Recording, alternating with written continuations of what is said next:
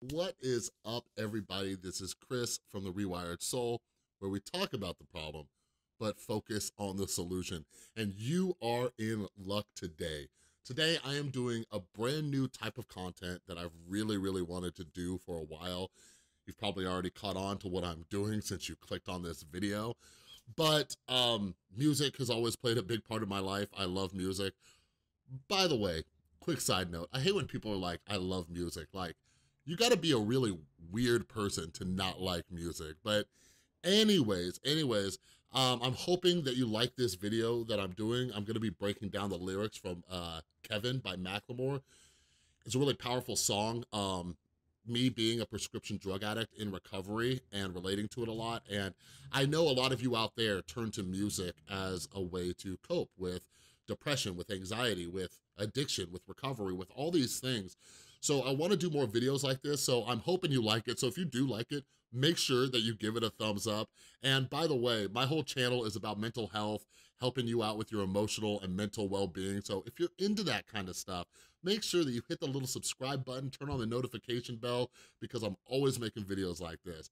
All right, but anyways, I hope you enjoy this. Today, I'm gonna be breaking down the lyrics from Macklemore, Kevin, and let's take it away. All right, y'all. So I got my camera right here. Over to the side, I got the lyrics, and I got Macklemore in the background. So let's jump into this thing.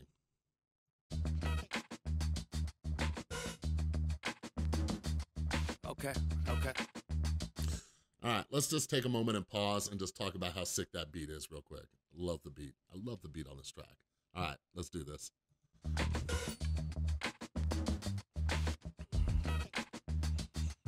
Yeah. And we live tonight.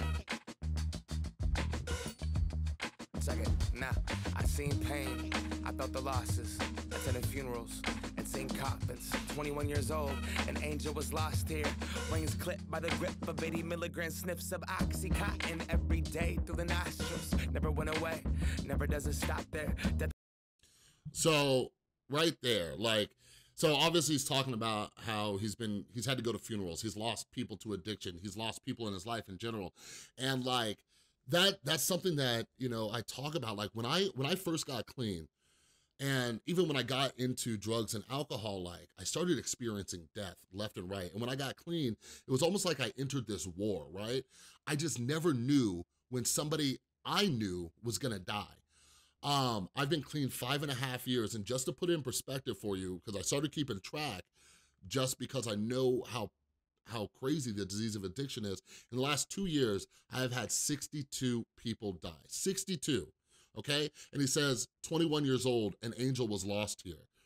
I would say out of the 62 people that I've had pass away in the last 2 years, I'd say about 85 to 90% of them were under the age of 30. So that's one of the things with this addiction epidemic, is that it is just stealing our youth from us. The line or two away and a couple tall cans, cause you never know when God is gonna call, man. Precious, what we all share. I said peace at 5:30. The next time that I saw him was in the hands of the pallbearer. What if I would? So right there, when he says, I said peace at 5:30, the next time I saw him was in the hands of a pallbearer. Like, when we lose people to addiction, so many of us feel this guilt, right? We always think that we could have done something different, or we think that we played some part in it. And it sucks, it really sucks. And I'll link to a video in the info card for the one I did about Carrie Fisher. Like, it bums me out when people don't talk about, like, in obituaries that somebody died to an addiction, because so many people are affected. For every one person, so we have tens of thousands of people dying in the United States every year from addiction, right? From the opioid crisis alone.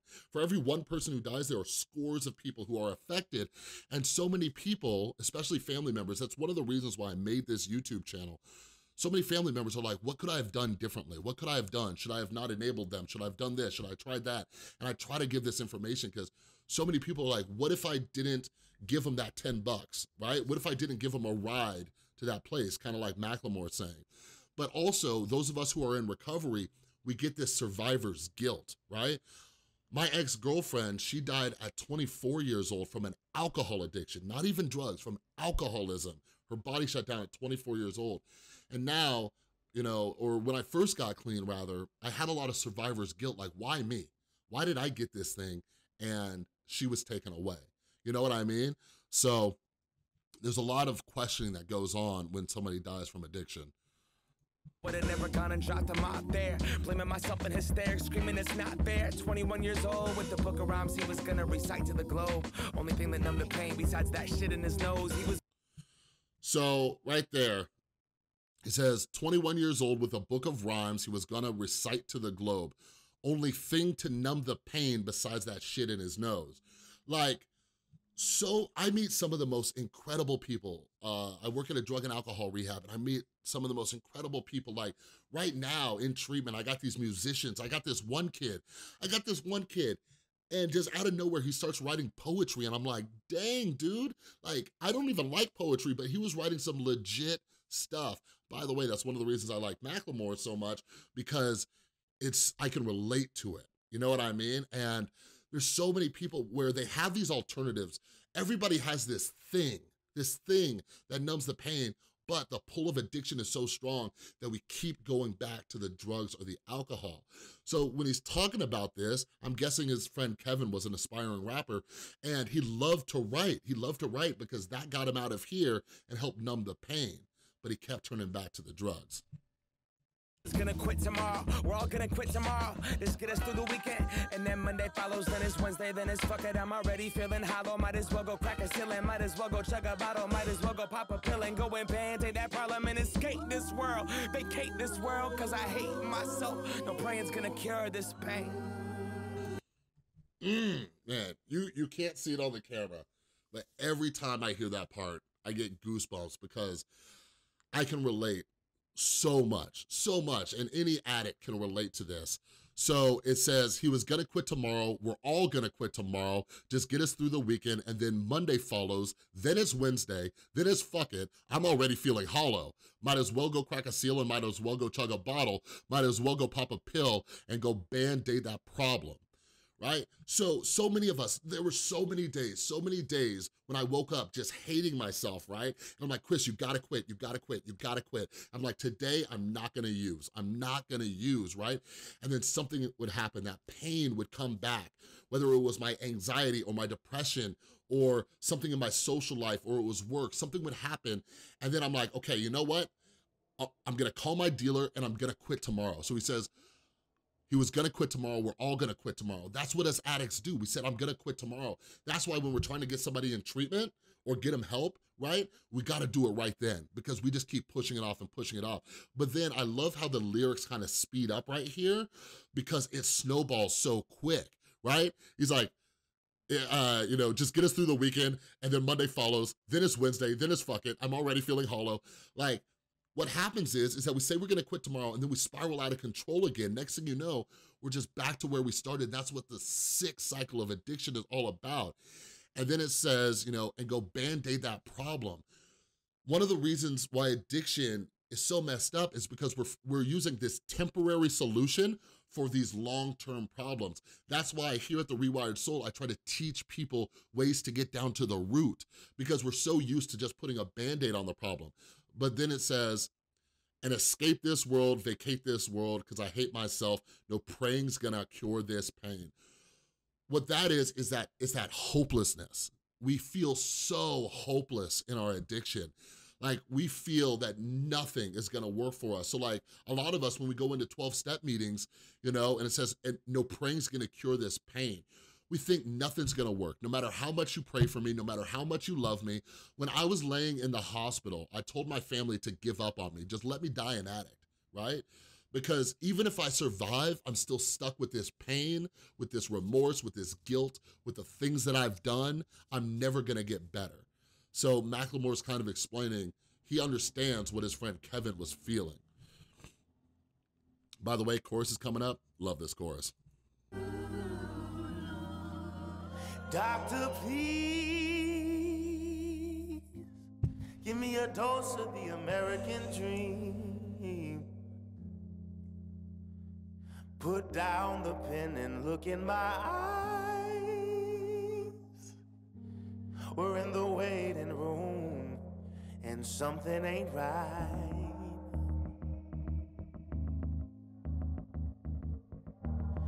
all this is on you. We're overprescribed. All right, so let me just run through those lyrics real quick. Doctor, please give me a dose of the American dream.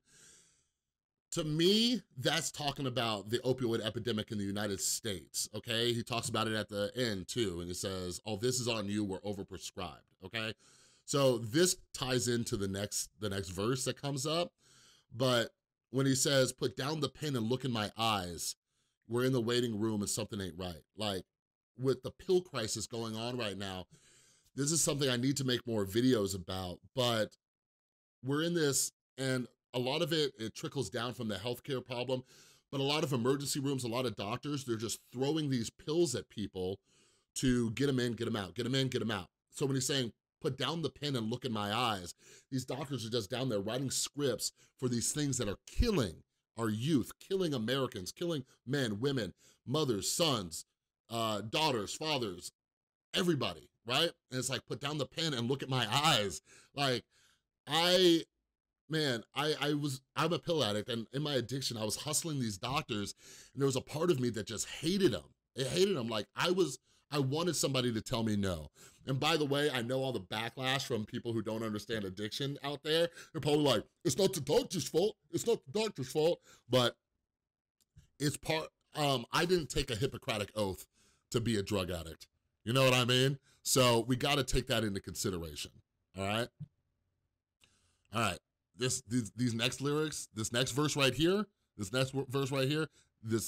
some good stuff. For me and Kev, you end up in jail, institutions are dead. All right, so right there, let me move down the lyrics a little for y'all. So he says, for me and Kev, you end up in jail, institutions, or dead. So anybody who's been in 12-step programs, like, that's what I dig about Macklemore, even though he doesn't break the traditions by talking about specific 12 programs, that saying comes from there. It says, like, for us, if we don't get clean, it's either jails, institutions, or death. And that's often the case. If you look at statistics, I think, what is it, like 85% or more of people in our prison system are there for drug or alcohol-related crimes, right? Institutions, psych wards or drug treatment centers, or death, or we die. So we talk about jails, institutions, or death. And with our lives, we play Russian roulette and try to find a life where we could be content. So what we're doing, and this is something I was literally just talking to my clients about it today. I was talking about this Russian roulette. I always talk about Russian roulette with them because I see a lot of people who, you know, they think they can switch from one drug to another and stuff like that. I'm like, it's just too dangerous. You're playing Russian roulette. But in what Macklemore is saying, right?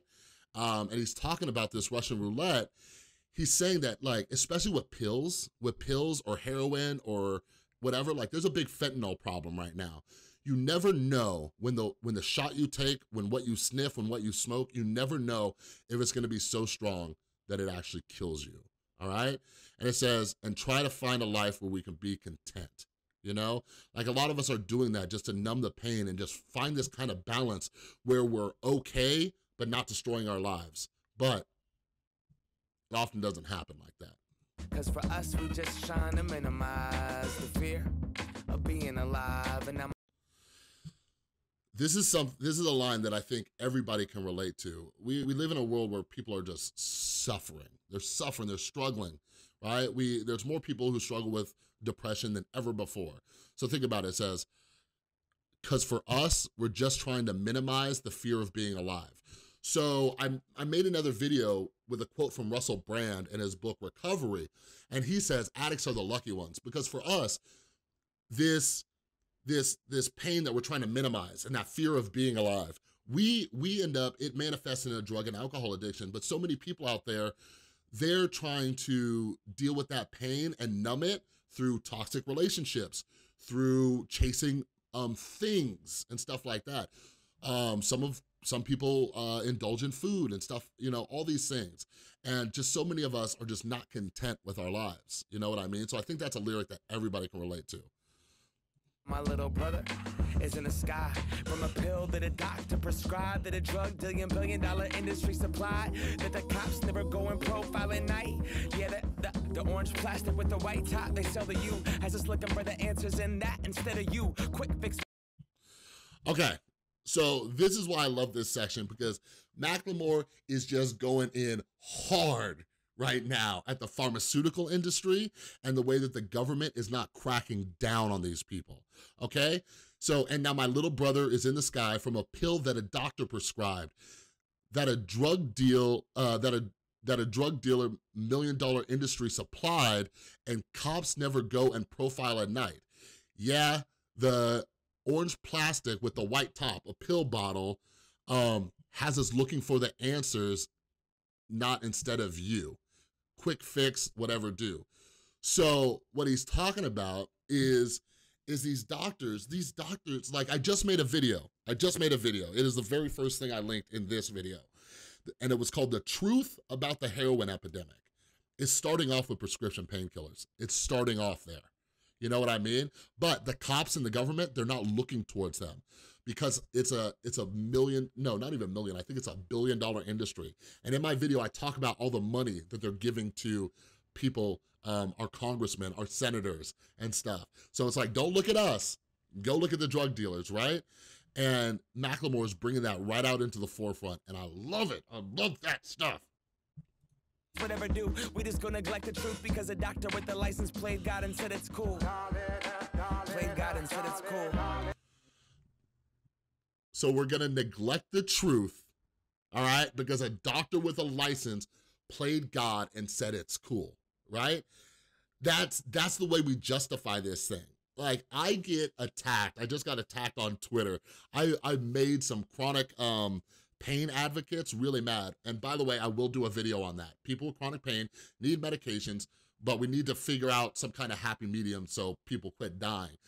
But we justify it, like, especially for us prescription drug addicts, we justify our addiction. Well, a doctor gave it to me. It can't be bad. A doctor gave it to me, right? And he's calling him out on that. He said, because a doctor with a license played God and said, it's cool. And then he repeats that, all right? I love that. So this is a good part. Okay, listen up. But me, I don't blame Kev or his mom freebasing while pregnant with them. Okay, so listen, he says, but me, I don't blame Kev or his mom freebasing while pregnant with him. This is something that so many people out there don't understand, okay? Kevin was predisposed to addiction. His mom was smoking, right? Not cigarettes, freebasing, you could do that with a variety of different drugs, might have been opiates, right? Freebasing while pregnant with Kevin. Kevin was addicted while he was in the womb. It alters the way our brain works. I came out of the womb addicted to Xanax. I was born in the 1980s when they didn't understand fully how Xanax could affect a fetus. So I get really upset when people are talking about these choices that people make. Oh, well, you turned to the drugs, you did this, you did that. And what Macklemore is saying right here is, he's bringing attention to the fact that a lot of us, we were born into this thing, you know? Right now, there are so many babies being born to addicted parents. When the pharmacy companies in country that spends trillions fighting a war, they supplying themselves. Okay, so he doesn't blame Kevin or his mom, right? He says, I blame the pharmacy companies and a country that spends trillions fighting the war they're supplying themselves, right? So again, don't look, what they're doing is, it's like, don't look at the drug companies, don't look at them, okay? Because they're funding the government, they're giving a lot of money in campaign donations, but what they want you to do, they want you to keep funding the drug war, making all of these drug task force teams and stuff. Hey, and if they're getting rid of terrible drug dealers, by all means. But as mentioned before, like, I think it's like 85% of all incarcerated people are there because of drug or alcohol related problems. So doctors are getting people hooked on things, the person develops an addiction, and then we toss them in jail. That's where our money's going. That's where it's going. It's crazy. It's nuts. Politicians Politicians and business in jail, public defenders and judges who fail. Politicians and business in jail, public defenders and judges who fail. Like, there's so many judges too. Now, I need to do another video on drug courts because these are very good systems, right? But there are public defenders who don't care about who they're representing. They're like, oh, just take a plea deal, just, you know, go to jail, serve your time and stuff like that. Like, they're not looking out for this person. They're not like, hey, yo, my client has a problem. They don't need to be locked up. They need to go to treatment. They need to figure out a way to get better, right? And judges who are locking these people up and throwing away the key. Right now, like, there's a big topic I see constantly for marijuana advocates, as well as, you know, people on Twitter, like, we're legalizing weed more and more and more, and everybody's shouting out like, hey, can we let all the people out of jail who we locked up for carrying around like an ounce of weed? You know what I mean? So we're locking people up for the wrong reasons. And a lot of you guys aren't paying attention to this, but where do you think your tax dollars are going? We're the ones paying for that stuff. I would much rather, there was an article, I need to find it. There was an article, if we started allocating money towards treatment instead of jails, like, we would save billions of dollars a year. Billions of dollars, just because people would get clean and get on their feet. It's nuts, nuts. Look at Kevin, now he's wrapped in plastic. Okay, I like it right here because he just gets kind of angry. He's like, look at Kevin, now he's wrapped in plastic.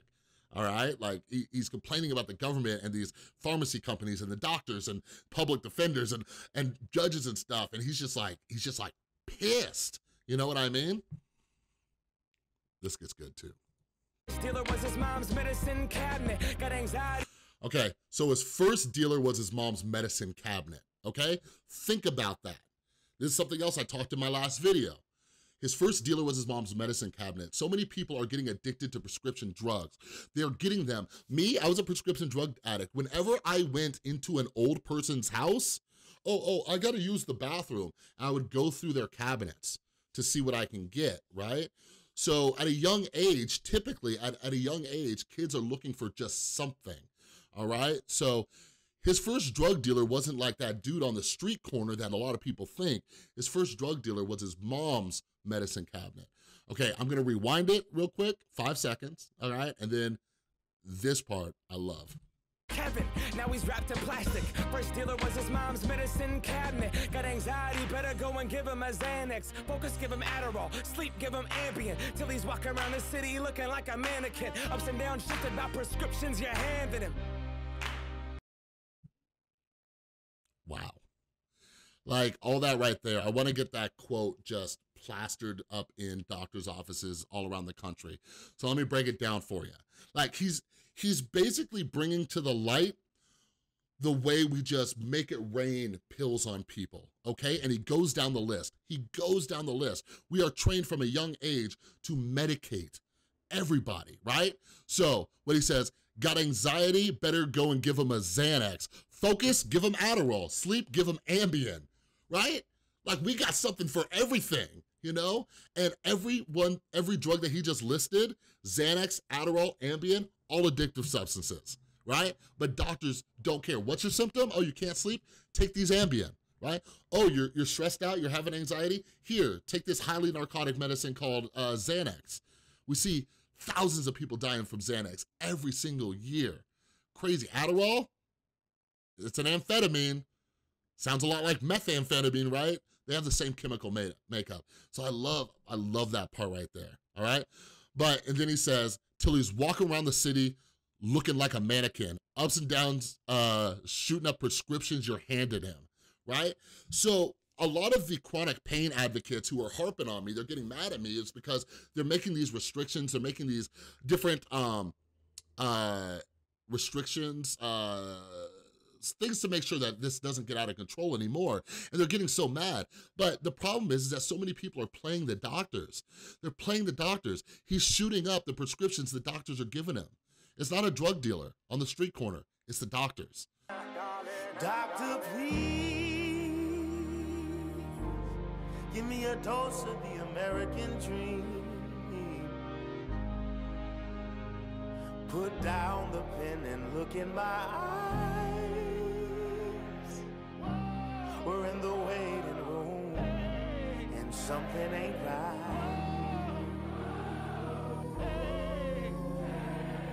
All this is on you. We're overprescribed.